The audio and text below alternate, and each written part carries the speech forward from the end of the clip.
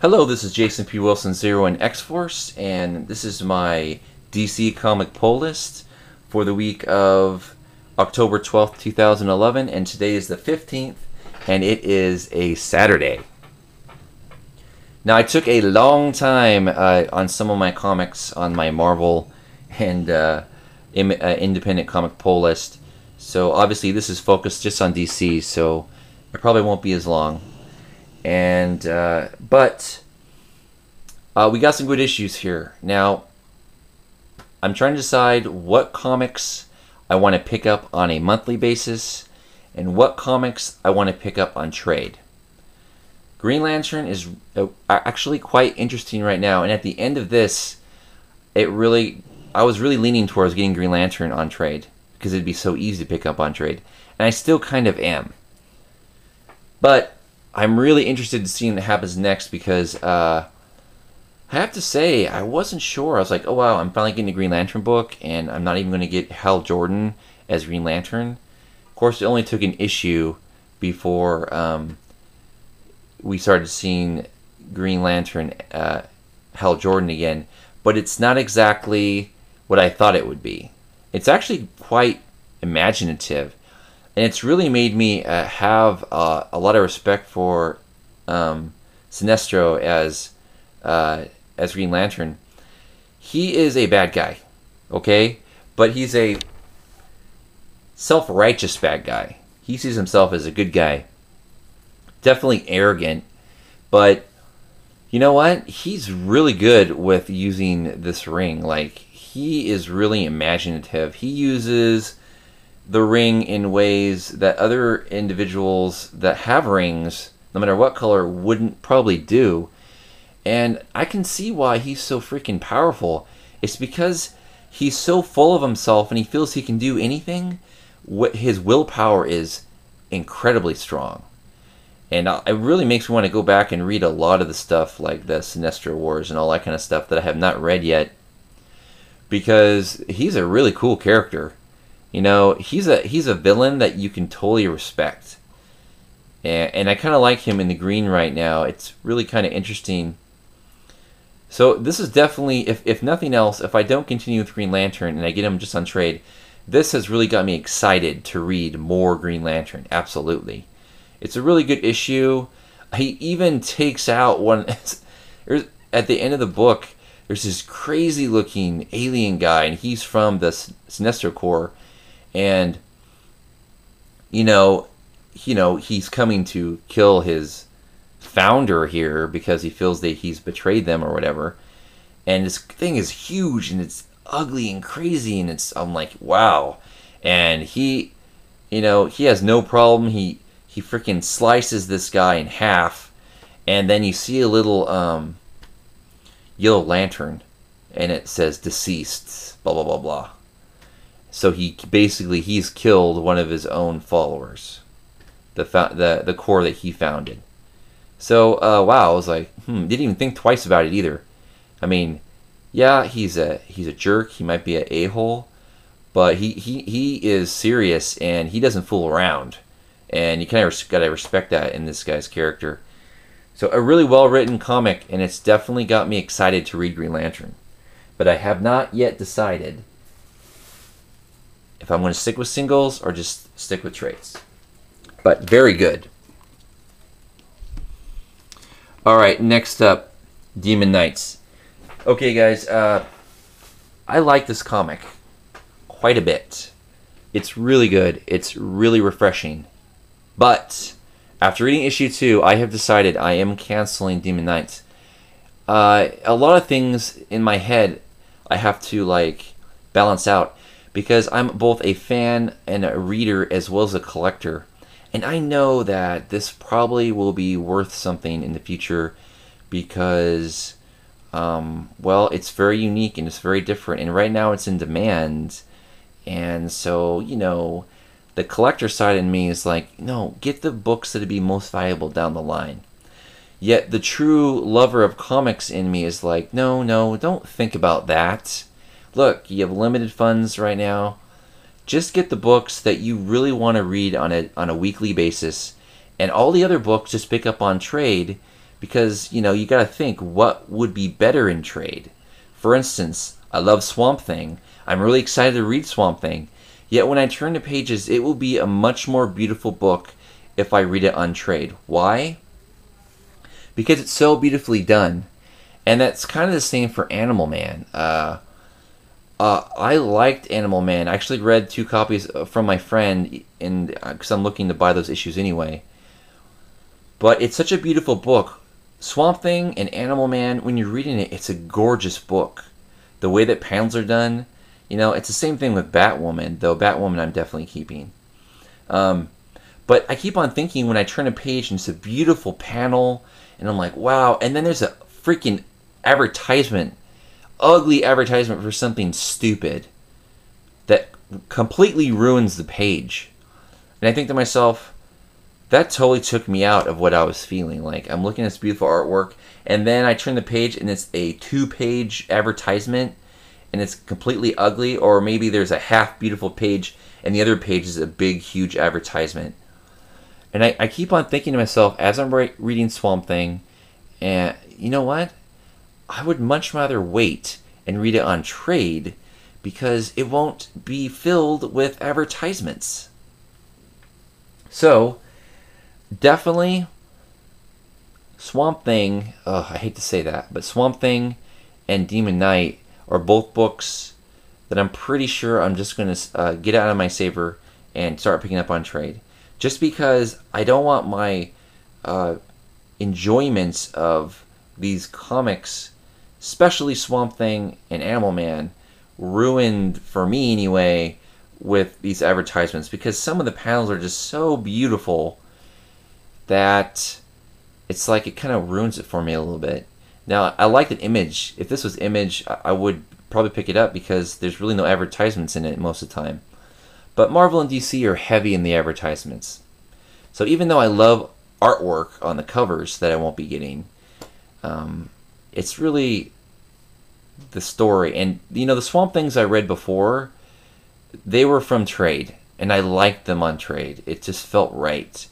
So Swamp Thing is trade for me, and so is probably Animal Man and Demon Knight as well. Swamp Thing I might still be tempted to pick up because I love Scott Snyder stuff, but I'm heavily leaning towards trade for that one. Batwoman would be the only book that is absolutely gorgeous that I'll probably be getting both on trade and still keeping the singles. Just because I've just been looking forward to that book for a long time now.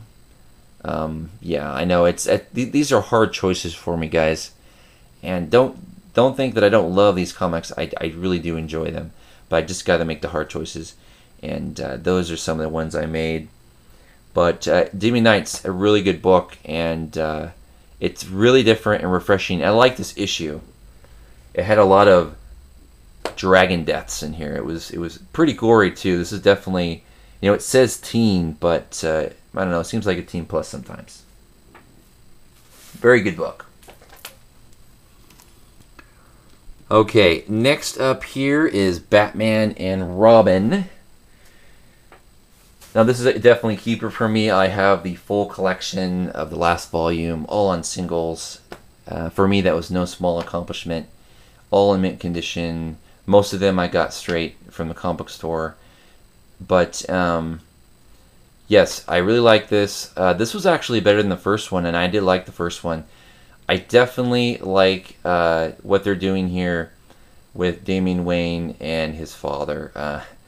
You kind of see that Damian's kind of a bad son, and Bruce is kind of a bad dad. I mean, he's a good guy, and they have their moments of being good at being a son and father. But you know, you definitely see some of the dark, or not dark, but definitely some of the personality traits they have that make them not good at that.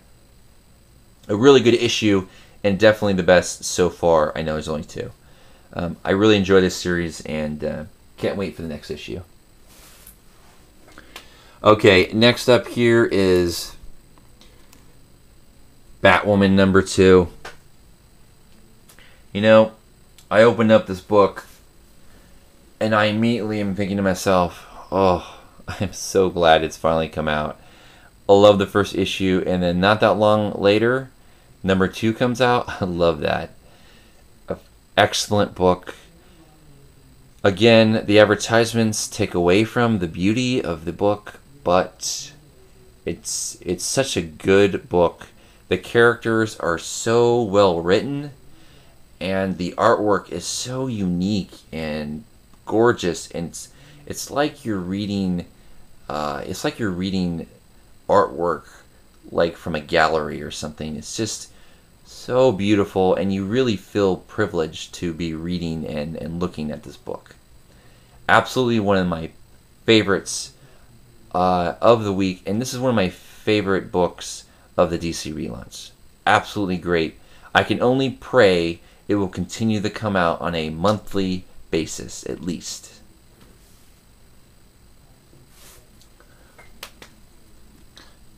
Next up here is Batgirl.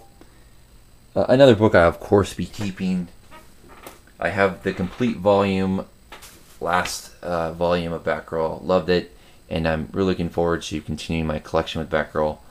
I thought this was a good issue. You know, it definitely sets up some stuff. I know some people are just adjusting to the new Barbara Gordon. I'm not having such a big problem with it. I did read Bird of Prey, and I did like Oracle, and I really did like a lot of that. But I have to say, I'm kind of happy to see Barbara Gordon young and fresh again. Haven't seen her like this since I read Batgirl Year 1. I bought that recently. I got mint condition first editions. Never read. That is a rare find, and I'm probably going to post them at some point. But it's such a good comic. I was so glad to get it. It's really hard to get that type of mint condition of a full run of Batgirl Year 1. And it's even harder to get the trade, or if you're going to pay like $80 for it. But still, after reading that, it made me appreciate the new direction of Batgirl even more. I like this issue, and I'm definitely looking forward to future Batgirls. Alright, and this is my Vertigo. In fact, this is the first Vertigo I've gotten in a long time. Obviously, Vertigo is DC. And this is a big, fat, expensive one-shot. $8, people. You're looking at an $8 comic. The last $8 comic I got was that Teen Titans, the special Teen Titans that had the special binding of it. And there were actually a few of those DC Presents that were $8 and had special bindings. This unfortunately does not have a special binding. It's just a big fat comic. And it was $8, but you know, I was looking forward to this. I've told you this before, I love the comics that are filled with different artists doing short stories. Actually, some of my favorite things in comic books are DC's holiday releases. I'm really hoping they still do that, but every year they would come out with a Halloween issue and then a holiday issue, which was like Christmas and stuff. But my favorite was always a Halloween issue of DC. But still, and then of course there's the 150 issue of Ultimate Spider-Man. So you have a big fat comic, and then you have multiple artists and writers teaming up to do short stories. So every time you're done with the story, you get a new story, and it's different artwork, and it's a different writer, and it just feels so great to read that. They don't come out with them very often, and now with the whole DC relaunch, I'm going to be really, really disappointed if we don't get a special Halloween issue of DC and a holiday one later. But you know what? If I just get my Halloween DC issue, I'll be happy. But I'm really worried because we're deep into October and it hasn't come out yet. But Unexpected did come out, and this is Vertigo, and it's basically, you remember Creepshow? You know, you have all these horror stories packed into one comic. Creepshow was a comic book, and of course it was an 80s movie, but I really like that. And so this is what this is. I can't remember how many there are, but there are a bunch of short stories. And it was so good that I am rereading it again and again. Of course, the artwork goes back and forth, but that's kind of fun about it. It's like, it's not really, it's about being crazy with your artwork. And it's being crazy with your story because you're never going to tell the story again. And it's not even a full issue. It's a short story. By the way, a fantastic cover. So Unexpected was expected, and I'm glad that it ended up being as great as I wanted it and needed it to be. It's definitely worth $8, guys, especially if you like those type of comics. And with that, those are my DCs for the week. I'm curious of what DC books you guys picked up and which ones you guys are really liking. You're obviously not keeping all the DCs that you picked up recently, so which ones are you guys keeping and which one you guys letting go and maybe picking up on trade later. Also, did anyone else pick up The Unexpected? And if you did, what did you think of it? And with that, thanks for watching, and I'll see you next time.